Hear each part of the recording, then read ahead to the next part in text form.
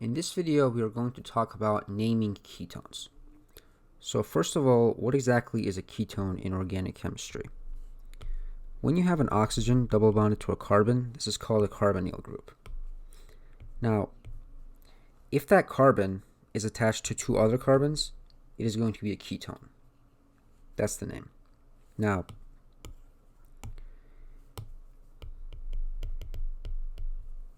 if that carbon is attached to another carbon, but then it's attached to a hydrogen, that's called an aldehyde. And if that carbon is attached to another carbon and then a hydroxyl group, which is OH, then this is going to be called a carboxylic acid. So a ketone is always going to be in the middle of a carbon chain, and an aldehyde is going to be always at the end of a carbon chain because it ends with hydrogen.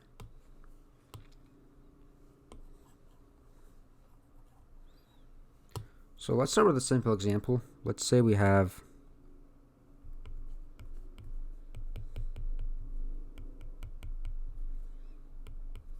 this. How would you name this compound? So this is called propanone. Now, let's start here.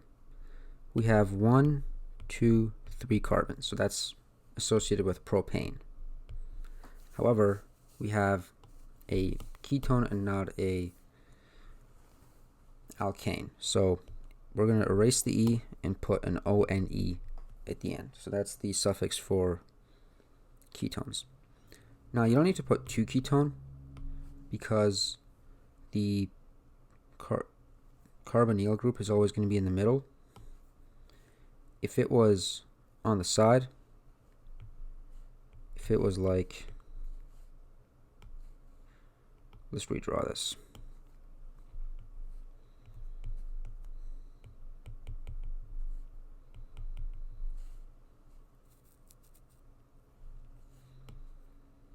If it was like that, then this would be an aldehyde. So it wouldn't be a ketone anymore. So it's always going to be in the middle when you have a 3-carbon chain. Now, in terms of the names that you need to know, it's going to be propanone for a 3-carbon chain, and then it's going to go up with butanone, pentanone for 5, hexanone, heptanone, octanone, nonanone, and then decanone. So let's look at another example of how a condensed structure would look like.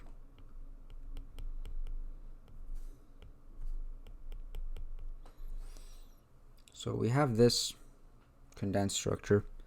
So let's first write it out or draw it. So we have a CH3 attached to a carbon, which is attached to an oxygen, attached to 3 CH2 groups,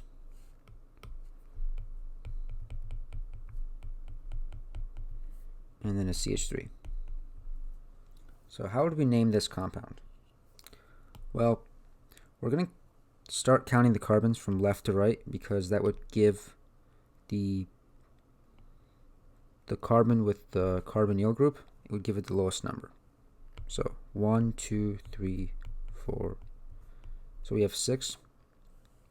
And our ketone is on carbon number 2. So we're going to go 2 hexane because we have 6 carbons, and then for the suffix we go hexanone. So that's the name for this compound.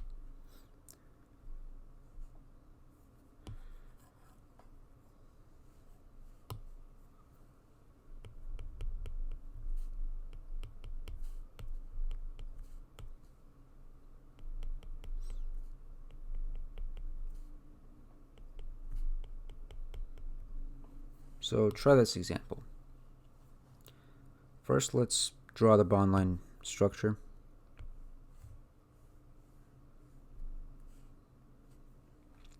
So we have 1, 2, 3, 4, 5, 6 carbons. So that's correct. Now, on the second carbon from the left, so this is the first one, second one, we have a chlorine. So I'm going to put the chlorine here.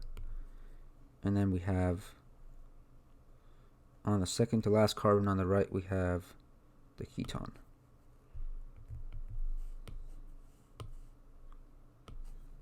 So when we start counting this, the carbons, do we count from right to left, or do we count from left to right? If we count from left to right, the chlorine is going to have a lower number. But if we count from right to left, the ketone is going to have a lower number. So which one do we prioritize? So you need to know that the ketone is always prioritized over the halogens. So the halogens would be fluorine, chlorine, bromine, or iodine. So to name this, we are going to count from the right so that we give the ketone the lower number. And then we have a chloro on the 5 carbon, so 5 chloro, and then 2, and this is going to be hexanone.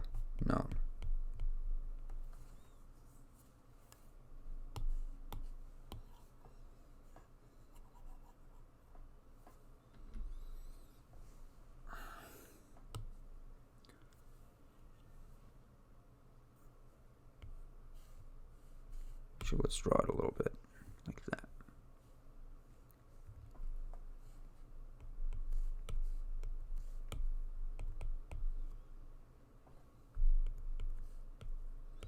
What about this example? How do we name this compound? So we have a ketone here, and you may think we have a ketone here as well, but this is actually an aldehyde because it's at the end of the chain. It has hydrogen attached to the carbon. So which one takes priority? Does the aldehyde take priority or the ketone? Which way do we count? So in this case, aldehyde is going to take the priority over ketone. So whenever you see ketone like this and an aldehyde like this in the same compound, you always want to count it so that the aldehyde has the lowest number. So we're going to start here because this is a carbon. We're not going to start here because it's a hydrogen.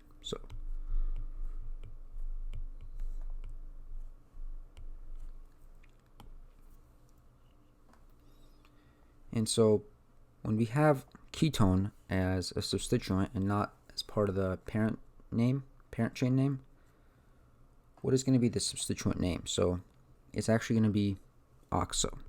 So this would be a 5-oxo right here because it's on position 5 as well.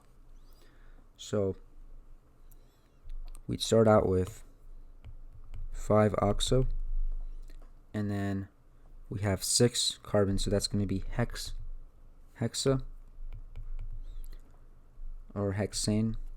But then what's going to be the suffix? So for aldehyde, it's going to be ANAL. So as opposed to hexane, we're going to take the E out and write hexanol. So that's how you name this compound.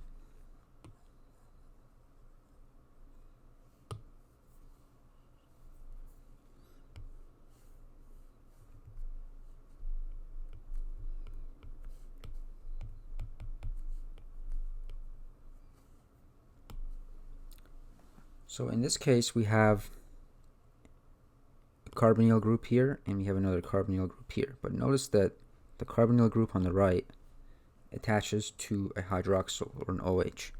This means that this is a carboxylic acid right here. And so which one takes priority? Do we count it from right to left to prioritize the carboxylic acid, or do we count from left to right to prioritize the ketone? So we're going to count from right to left, meaning that the carboxylic acid takes priority. So you need to memorize that carboxylic acid is going to take priority over ketone. So we're not going to start at the OH because it's not a carbon. So we're going to start where the oxygen attaches. And so we have on carbon 3 we have an oxo group, and this is going to be, you don't need to put 1 because, and the same for aldehyde, because it's always going to be at the end of the chain. It's not going to have any carbons to its right. So we obviously have 4 carbons, which means we would put butane.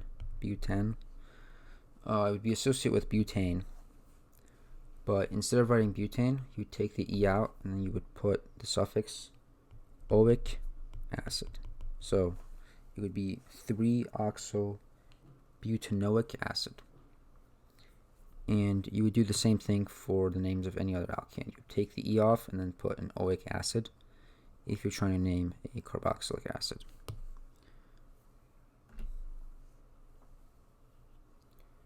So now let's take a ring right here. So 6-ring carbon, and let's say we have a ketone on that. How do we name this molecule? So we're going to put cyclo because this is a cyclic molecule. It's a ring, and then we know that it has 1, 2, 3, 4, 6 carbons, so that's associated with hexane. But we're not going to put hexane because there's a ketone, so we're going to put hexanone. So cyclohexanone is going to be the name of this one.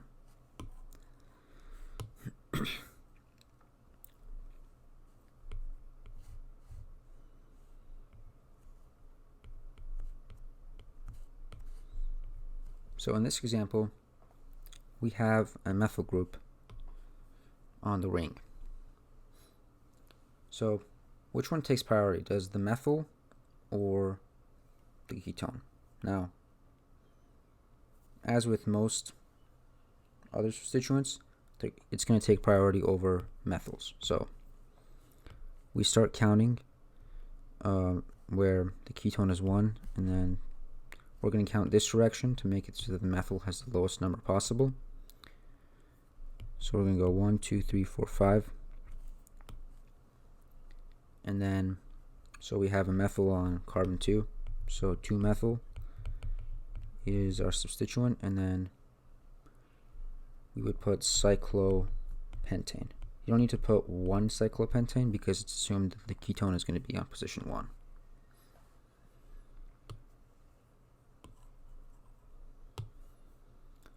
Let's take another cyclic molecule.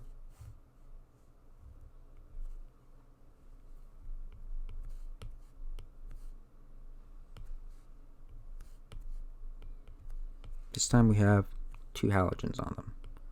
We have a bromine and we have a chlorine. So there are 2 ways that would make sense if we want to number this. So obviously we would start at the ketone because we said that ketone takes priority over halogens. And chlorine and bromine are both halogens. So this is going to be 1. If we count to the left and go counterclockwise, we would have numbers 2 and 6 be the substituents, right? If we count from the clockwise direction, we would have also 2 and 6 be substituents. However, there's a subtle difference. When you count clockwise in this case, you're going to have a number 6 on the bromine and a number 2 on the chlorine. 6 on the bromine, 2 on the chlorine. When you count counterclockwise, you're going to have a 2 on the bromine, and you're going to have a 6 on the chlorine. So which option do we go with? Obviously the numbers are the same. Do we want the 2 to be on the bromine, or do we want it to be on the chlorine? We want the lower number to be on the substituent with the one that has the one that comes first in the alphabet. So in this case, bromine is going to come first because it's first in the alphabet and it has the lowest number. So we're going to go with the counterclockwise red way of counting. So the substituents that we're going to have are going to be 2-bromo, and we write the bromine first because B comes before C in the alphabet. And then in terms of the name, again, we already assumed that we're going to start counting at the ketone, so we don't need to put a number before the last name. So it's going to be cyclohexanone.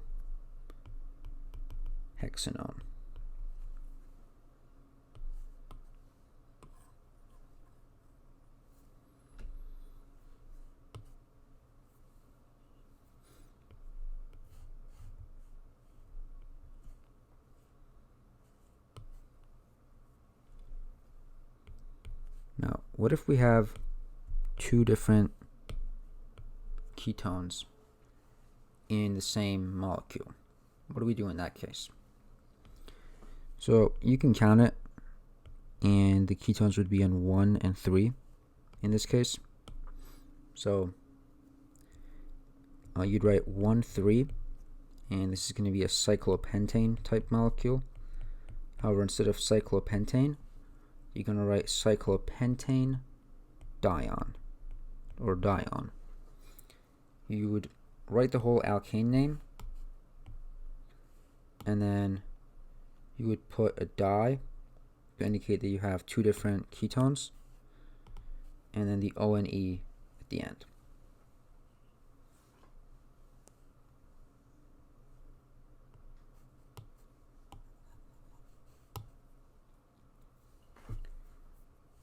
Now, what if theoretically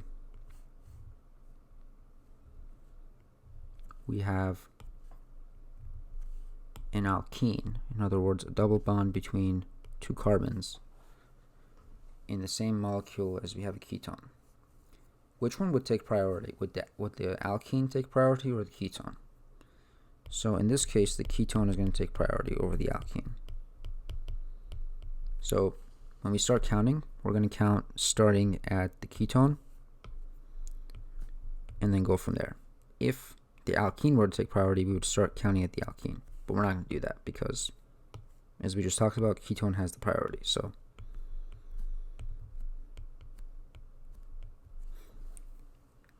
now, in terms of naming this, the ketone is always going to be on carbon 1, but the alkene is going to be, the double bond is going to be between carbon 2 and 3. But we're going to go with the lower one. So the alkene is on carbon 2. So we can write 2, and this is a cyclohexene technically. However, it's not going to be quite hexene, it's going to be hexenone. Because this is because the ketone, and then the En is because the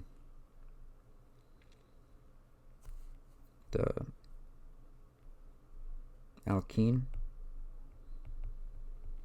and then the hex is going to be because of the fact that it has 6 carbons, and the cyclo is because it's a ring, and the 2 is because the double bond is on a 2. So it's one of the more complicated names you'll see in organic chemistry, and there is another way to name this to make it more complicated for you. So you can actually write cyclohexane 2-ene-1-one. So in this case, the 2 would indicate the fact that the double bond is on 2, and then the ene comes after, and then the 1 indicates that the ketone is on 1, on position 1, and then the ON suffix of the ketone comes after.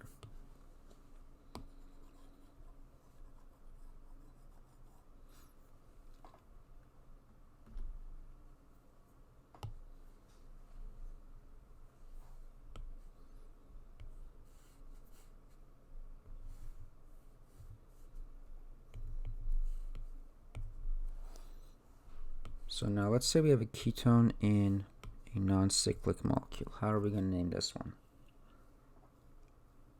So I would name this one like this. So we're going to start counting from right to left so that the ketone would have the lower number. And we once again have 6 carbons. So we're going to start out with 6, or with hex, because we have 6 carbons. And then the number in which the alkene happens at, or the double bond happens at, the lower one. So it's going to be 3, ene. And then our ketone happens at 2. So we're going to write 2, and then the suffix for ketone is ene. Or actually it's 1. It's own. So that's my bad. The suffix for the double bond is the ene. So that's how you name that one.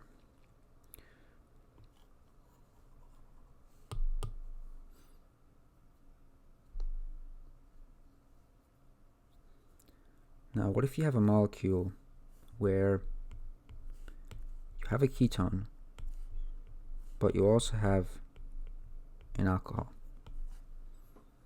You have a hydroxyl group. Which one takes priority? So once again, you need to memorize that ketone takes priority over alcohol, or hydroxyl, which is this thing. So we're going to count from left to right to give ketone the priority. We have 1, 2, 3, 5 carbons. And when you have alcohol as a substituent, it's going to be called hydroxy. So this is 4 hydroxy right here. So it's going to be 4 hydroxy. And then we have the ketone on carbon 2. So it's going to be 2 pentanone.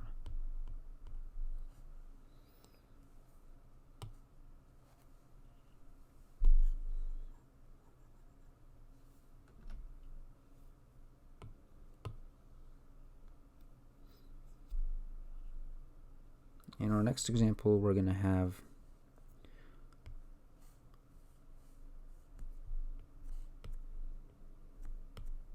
an NH2, and then we're going to have a ketone. So what exactly is this NH2? So this is actually called an amine. And the question is, which one takes priority? Do we count right to left to prioritize the amine, or do we count left to right to prioritize the ketone? We're going to count left to right because, as you need to memorize, ketones take priority over amines. And an NH2 group is basically an amine. So if we start counting, it'd be carbon 1, 2, 3, 4. We'd have 6 carbons in total. And when you have an amine as a substituent, it's going to be called amino. So in this case, it's going to be 4-amino because it's on carbon 4. And then we have, so we're going to start with 4-amino, and we have a ketone on carbon 2. So we're going to write 2, and then hexanone.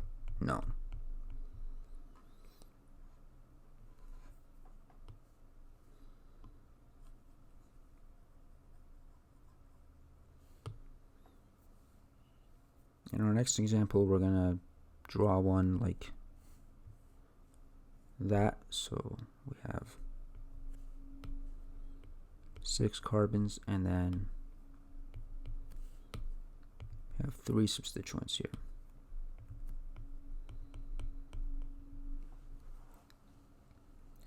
So you may be wondering what this substituent is right here on the bottom right. So this is called an ester. Every time you see an O CH3, it's called an ester functional group. Now, you don't have to necessarily see that. An ester is basically just an oxygen which connects two different carbons together. So this could have more carbons going, but in this case it has one.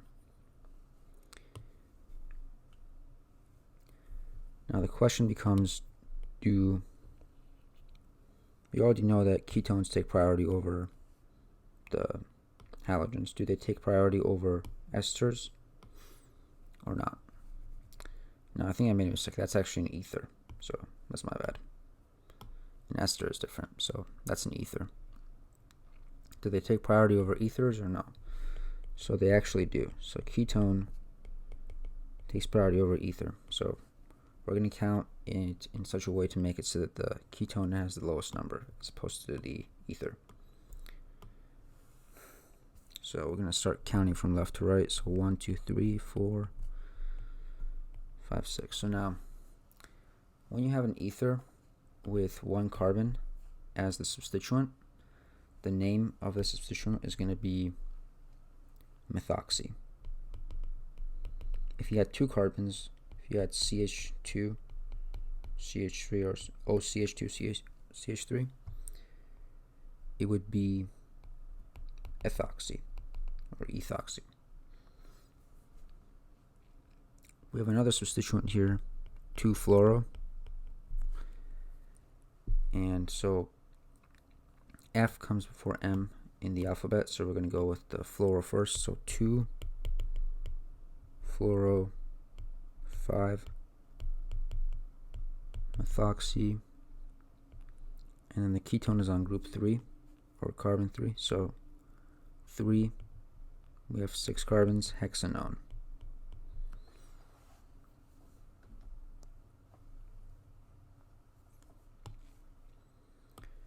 Now let's take a look at our last example for this video. We have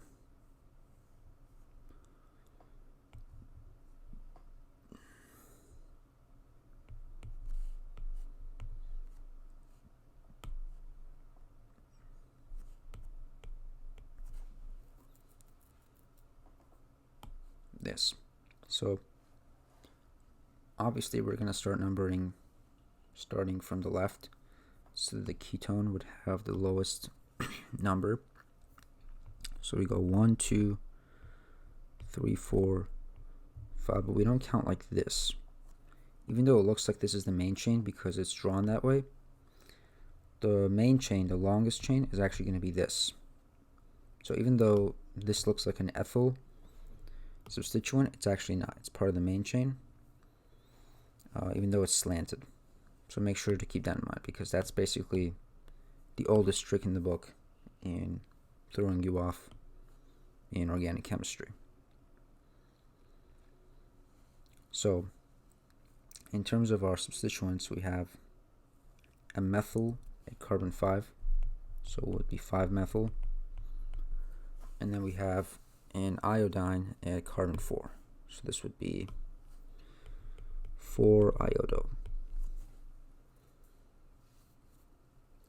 I comes before M on the alphabet, so we're going to start with iodo, 4-iodo, 5-methyl.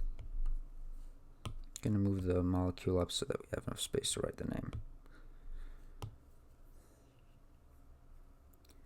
Our ketone is on group, or carbon 3 really, so you'd write 3, and we have 7 carbons, so it'd be heptanone. So that's it for this video. I hope it was helpful. If you have questions or comments, leave them in the comment section. Thank you for watching.